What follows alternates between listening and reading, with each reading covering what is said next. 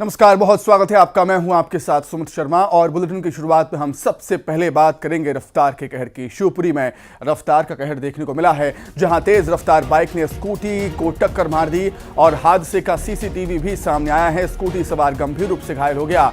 कोलारस कस्बे के जगतपुर तिराहे की ये घटना बताई जा रही है।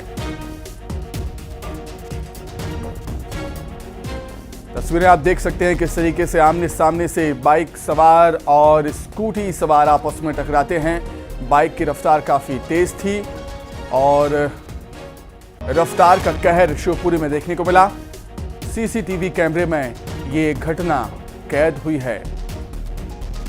तेज रफ्तार बाइक ने स्कूटी को टक्कर मारी। हादसे का सीसीटीवी सामने आया। स्कूटी सवार गंभीर रूप से घायल हो गया, जख्मी हो गया, जिसे उपचार के लिए अस्पताल में एडमिट किया गया है। कोलारस कस्बे के जगतपुर तिराहे की ये पूरी घटना।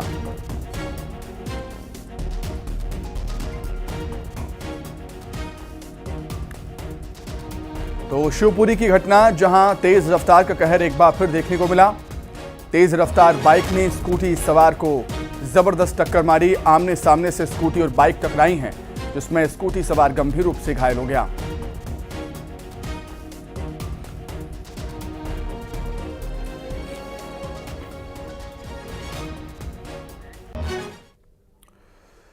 बैतूल से खबर है, जहां खतरनाक कोबरा के दंश से बाल बाल बचा है युवक। कोबरा ने युवक को डसने का प्रयास किया। युवक ने कूदकर खुद को बचा लिया। घटना का सीसीटीवी फुटेज भी वायरल हो रहा है सोशल मीडिया पर। मिलानपुर गांव के एक ढाबे का यह मामला बताया जा रहा है। तस्वीरें आप देख सकते हैं। युवक ढाबे के अंदर आता है। कोबरा सांप वहां पर रहता है। जैसे ही कोबरा युवक को डसने का प्रयास करता है, युवक छलांग लगाते हुए उसके ऊपर से निकल जाता है। बाल बाल बचा है युवक। देखिए तस्वीरें। युवक को सांप वहां पर नजर नहीं आया और जैसे ही सांप ने युवक को डसने की कोशिश की, सांप के ऊपर से छलांग लगाते हुए युवक ने अपने आप को किसी तरह बचाया। अधिक जानकारी के लिए हम बातचीत करेंगे। ऋषु नायडू हमारे साथ जुड़ गए हैं फोन लाइन पर। ऋषु, कहीं ना कहीं युवक की सतर्कता ने ही उसकी जान बचाई है यहाँ पर।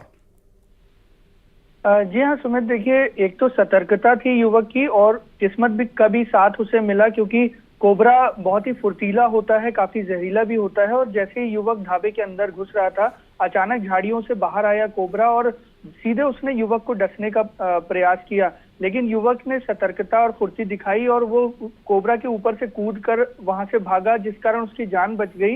इसके बाद जो घटनाक्रम हुआ, ढाबा संचालक जो है उन्होंने एक सर्पमित्र को बुलाया और कोबरा को लगभग 1.5 से 2 घंटे की मेहनत के बाद जो है रेस्क्यू करके जंगल में ले जाकर छोड़ा गया। इस पूरे वीडियो में जो दिख रहा है वो कहीं ना कहीं युवक की सतर्कता है और उसकी किस्मत भी कही जा सकती है कि उसकी जान बच गई, क्योंकि एक बार अगर कोबरा उसे डस लेता तो उसकी जान पर बन सकती थी। सुमित, निश्चित तौर पर बहुत शुक्रिया ऋषु, जुड़ने के लिए, तमाम बातचीत के लिए बहुत शुक्रिया आपका। उधर खंडवा में भीषण सड़क हादसा हो गया। ट्रक ने बाइक को टक्कर मार दी। हादसे में बाइक सवार की मौत हो गई है और आरोपी ट्रक ड्राइवर गिरफ्तार हो गया है। 2 किलोमीटर तक पीछा कर लोगों ने ट्रक ड्राइवर को पकड़ा। खंडवा के इंदिरा चौक पर यह हादसा हुआ था।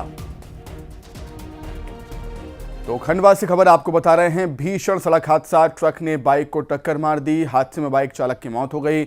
आरोपी ट्रक ड्राइवर पुलिस गिरफ्त में। एक व्यक्ति को इंदिरा चौक में पॉइंट पे खड़ी थी, जो एकदम अचानक ट्रक चालक ने एक व्यक्ति को टक्कर मारी।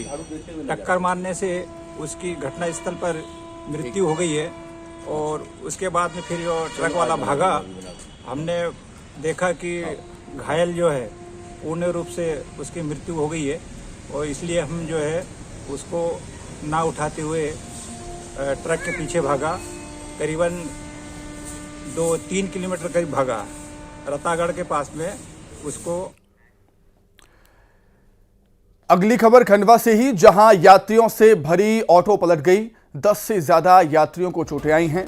क्षमता से ज्यादा यात्री ऑटो में सवार थे। आबना नदी के पास ये हादसा हुआ। घायलों को जिला अस्पताल में भर्ती किया गया।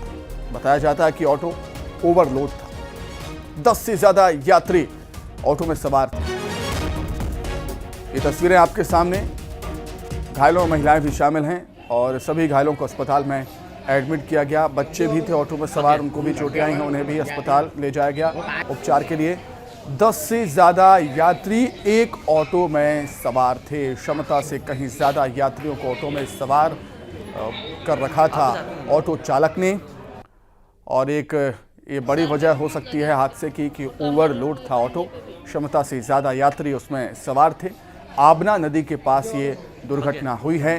घायलों को जिला अस्पताल में उपचार के लिए एडमिट किया गया और जो दुर्घटना का शिकार हुए हैं उनमें महिलाएं और बच्चे भी शामिल हैं। उधर बुरहानपुर में खड़ी फसल पर बुलडोजर चला दिया गया। विस्थापित किसानों की फसल पर चला है ये बुलडोजर। वन विभाग पर बगैर सूचना दिए कार्रवाई के आरोप लग रहे हैं। वन विभाग की कार्रवाई के बाद किसान नाराज हैं। वन क्षेत्र असीर के नसीमपुरा का ये पूरा मामला बताया जा रहा है। बड़ी खबर बुरहानपुर से, जहां पर किसानों की खड़ी फसल पर बुलडोजर चला दिया गया। विस्थापित किसानों की फसल पर ये बुलडोजर चला है, फसलों को चौपट कर दिया। उधर वन विभाग पर किसानों को बगैर सूचना दिए कार्रवाई करने के आरोप लग रहे हैं, जिससे किसान नाराज हैं। वन क्षेत्र असीर के नसीमपुरा का ये मामला। उन लोगों का ये लोग नाम नहीं लेते और हमको परेशान करते, डूब वालों को तो हमको क्यों परेशान करते। और हम बोलते हैं कि उधर जमीन कट रही है, झाड़ी कट रही है, तो बोले उनका नाम मत लो तुम लोग, तो हम क्यों नहीं लेंगे साथ। हम तो डूब वाले हैं, हम तो फिर हम करेंगे, क्यों नहीं करेंगे हम जमीन। ये सब फसल तोड़ी, अब उसके हाथ पाँव परसों लगे कि महाराज 2 महीने थोप जाओ, फिर तुमने भलाई गड्ढे खोद देना। नहीं माने जी, पैसे लाए, वो 20 एकड़ का पट्टा हमारा। और चलिए अब बात करेंगे भोपाल के नटवर लाल की। भोपाल में इन्वेस्टमेंट के नाम पर 5 करोड़ की धोखाधड़ी हुई। पैसा डबल करने के नाम पर 130 लोगों से धोखाधड़ी हुई है। हॉस्पिटल में इलेक्ट्रिक उपकरण रिपेयरिंग का काम करता था ये ठग। अस्पताल के कर्मचारियों और आसपास के लोगों को इसने अपना शिकार बनाया। पोर्टल में पैसा इन्वेस्ट करने के नाम पर झांसा दिया। 1 लाख रुपये इन्वेस्ट करने पर 6 महीने में पैसा डबल होने का लालच दिया था।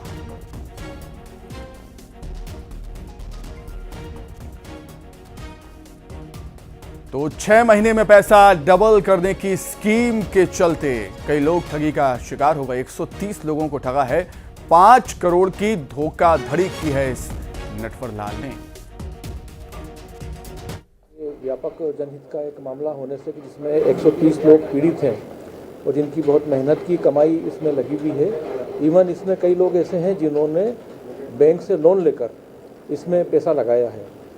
तो ये कंप्लेंट मिलने पे हमने इसमें FIR दर्ज कर ली है और आरोपियों की तलाश के लिए हमारी टीमें रवाना हो गई हैं और बहुत जल्दी इसमें आरोपियों को अरेस्ट करके जो पीड़ित हैं उनकी धनराशि वापस दिलाने के लिए क्राइम ब्रांच द्वारा पूरा प्रयास किया जा रहा है। ये पोर्टल के बारे में मालूम करा आपने कि पोर्टल फर्जी है और किस तरह से ये संचालित करता है? हाँ, ये तो फर्जी लग रहा है अभी प्राइमा फेसी, लेकिन सारे जो जितने भी इसमें पॉइंट्स हैं, जितने भी फैक्ट्स हैं, उस पर क्राइम ब्रांच द्वारा इन्वेस्टिगेशन किया जा रहा है।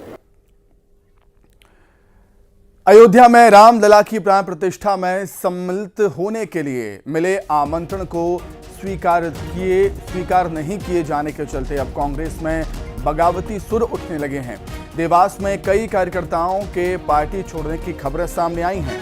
समाज कल्याण प्रकोष्ठ के जिलाध्यक्ष डॉक्टर रूप सिंह नागर ने जीतू पटवारी को अपना इस्तीफा सौंप दिया है। उन्होंने त्याग पत्र में लिखा है कि प्राण प्रतिष्ठा समारोह का निमंत्रण ठुकराकर सनातन धर्म का अनादर हुआ है और जो राम का नहीं वो किसी काम का।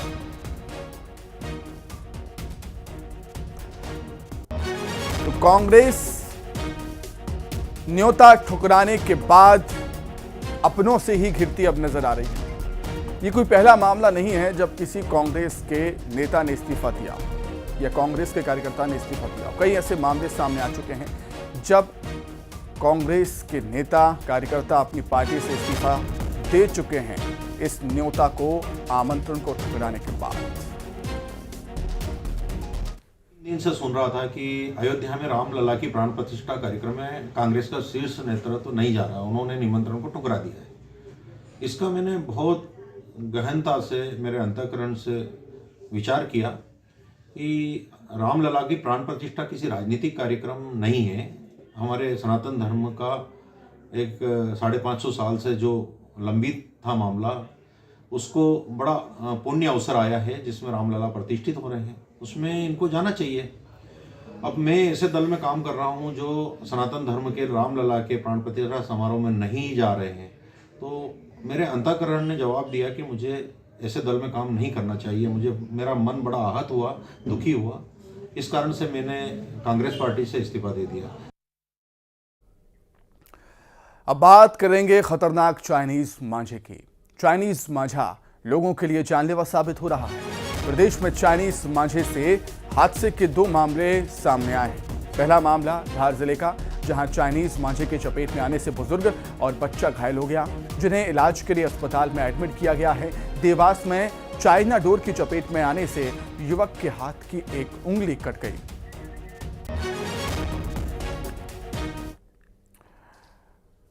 उज्जैन का रुख कर लेते हैं, जहां पर सीएम डॉक्टर मोहन यादव कार्यक्रम में पहुंचे हुए हैं। अपने जीवन में उज्जैन से विशेष संबंध आएगा, उनका अपना लगाव रहेगा। मैं उम्मीद कर रहा हूं कि विकास के मामले में खास करके ये जो इस प्रकार के पैकेट जो हमारे पास डेड पड़े हुए, एक तरह से ये हमारी दृष्टि के उस आलोक से बाहर थे, उनको आलोक में लाने की जरूरत है। और इसी प्रकार से आज की हम यहाँ के पहले भी एक बैठक करके आ रहे हैं।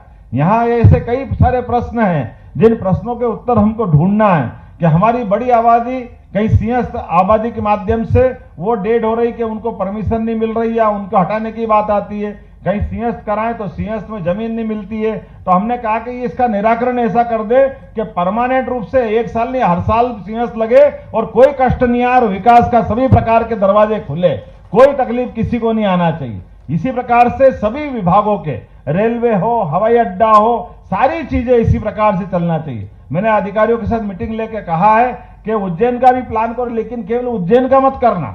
उज्जैन के अलावा भी भौगोलिक दृष्टि से मध्य प्रदेश मध्य का सेंटर है और मध्य का सेंटर होने के नाते से अब जितने भी यातायात के नए नए रास्ते हैं, हमारा ट्रेन का यातायात हो, हवाई यातायात हो, हर एक प्रकार की हवाई पट्टी हो, क्यों उसका उन्नयन नहीं होना चाहिए? क्यों वहां विकास नहीं होना चाहिए? क्यों आने जाने वाले समय में इन सारी बातों का लाभ नहीं मिलना चाहिए? क्योंकि जब विकास की दरकार होती है, जब विकास की जरूरत होती है तो कनेक्टिविटी की जरूरत सबसे ज्यादा होती है और कनेक्टिविटी की जरूरत होगी तो उसके रास्ते अपने आप खुल करके आएंगे। मैं अपनी ओर से अपने इस उज्जैन के विकास के मामले में और प्रदेश के विकास के मामले में निश्चित रूप से यशस्वी प्रधानमंत्री के नेतृत्व में हमारी डबल इंजन की सरकार डबल ताकत से चलेगी और नए नए कीर्तिमान बनाएगी। मैं आज के इस अवसर पर अपने इस ट्रेनिंग इंस्टीट्यूट के लिए बधाई भी देना चाहता हूं, लेकिन अभी मुझे लगता है आपने इसका नाम नहीं रखा है। कहीं इसका नाम रख सकते हो तो ज्यादा अच्छा रहेगा और हमारे यहाँ तो ट्रेडिशनल नाम है, अगर आप उनके नाम पर रखो तो बहुत अच्छी बात है। मैं तो सुझाव ही दे सकता हूँ, हमारे यहाँ नामों की कोई कमी नहीं है। विक्रमादित्य काल से लेकर राजा भोज के काल तक, चंड प्रद्योत से लेकर सम्राट अशोक तक सबका संबंध उज्जैन से आया है। उसके अलावा भी आप विद्वानों को जोड़िए और इस ट्रेनिंग इंस्टीट्यूट का कोई ना कोई नाम भी रखिए और उम्मीद करता हूं कि अभी तो आपने लेफ्ट साइड में अपना विकास का नया कदम बढ़ाया। मैं अश्विनी जी से बात करूंगा और कोशिश करूंगा कि जो इसके राइट साइड का भी आपकी भूमि पड़ी है, यहां भी विकास का बड़ा अपना नया एक कोई प्लान बने और उस पर भी आप काम करें। मैं अपनी ओर से एक बार फिर इस रेलवे के नए प्रकार के ट्रेनिंग इंस्टीट्यूट की बधाई भी देना चाहता हूं और उम्मीद करूंगा कि हमारे माध्यम से उज्जैन ये केंद्र में है तो भविष्य में अभी जो अपनी रेल लाइन की बात माननीय अनिल फिरोजिया जी ने कही है, मेरी बैठक हुई तो एक हो चुकी है जिनमें उन्होंने अश्विनी जी ने कहा कि ये बात सही है कि अब हमारे राजमार्गों के माध्यम से सड़क यातायात को लेकर के तो काफी काम अब बढ़ा है मध्य प्रदेश में, लेकिन रेल यातायात में भी बढ़ाने की गुंजाइश। और आगे बढ़ते हैं, बात करते हैं रीवा की, जहां ईडी ने छापेमार कार्रवाई की है। ठेकेदार पुष्पेंद्र सिंह पिंकू के घर पर छापेमारी की। बजरंग नगर निवास में पहुंची थी ईडी की टीम। बंद कमरे में चल रही है पड़ताल। आर्थिक अपराध से जुड़ा है मामला। जबलपुर कटनी के बाद अब रीवा पहुंची है ईडी की टीम।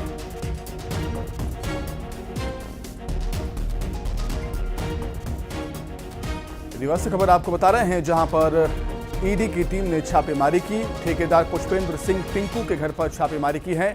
बजरंग नगर निवास में पहुंची है ईडी की टीम।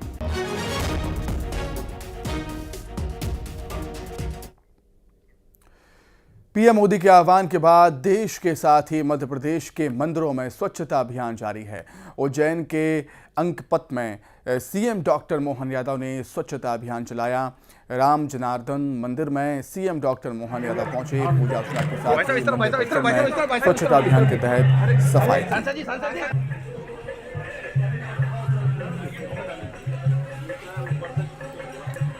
तो पीएम मोदी का अनुष्ठान है सभी मंदिरों में साफ सफाई का, और पीएम मोदी ने भी मंदिर में साफ सफाई की थी।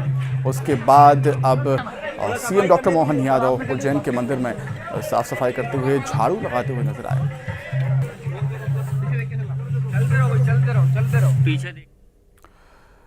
उधर भोपाल में अभी विधायक रामेश्वर शर्मा ने स्वच्छता अभियान चलाया। पीएम मोदी के आह्वान पर स्वच्छता अभियान चलाया है। भोपाल में भी रामेश्वर शर्मा ने कार्यकर्ताओं के साथ साफ सफाई की है। 4 इमली स्थित हनुमान मंदिर में साफ सफाई करते हुए नजर आए हैं विधायक रामेश्वर शर्मा। कार्यकर्ताओं से क्षेत्र में अभियान चलाने का आग्रह उन्होंने किया।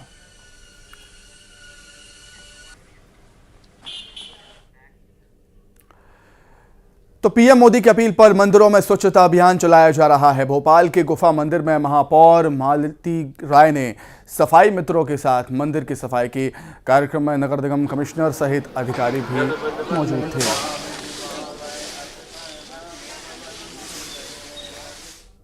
के माध्यम से भोपाल नगर निगम के समस्त अधिकारी, कमिश्नर सहित समस्त एडीसी, नगर निगम के कर्मचारी, हमारे एमआईसी सदस्य, पार्षद सभी ने मिलकर गुफा मंदिर के नीचे जो हनुमान मंदिर है, हमने हनुमान मंदिर पर आज सफाई अभियान किया है। और भोपाल की जनता को मकर संक्रांति की बहुत शुभकामनाएं देती हूं और जनता से अपील भी करती हूं कि हम जब पूजा करने जाते हैं, जिस मंदिर में भी हम पूजा करने जाते हैं, यदि हम एक दिन एक छोड़कर और उस मंदिर की सफाई करेंगे तो निश्चित ही हमें उस धर्म का लाभ भी मिलेगा। और फिलहाल यहाँ पर रुकेंगे बहुत छोटे से ब्रेक के लिए, फौरन लौट रहे हैं।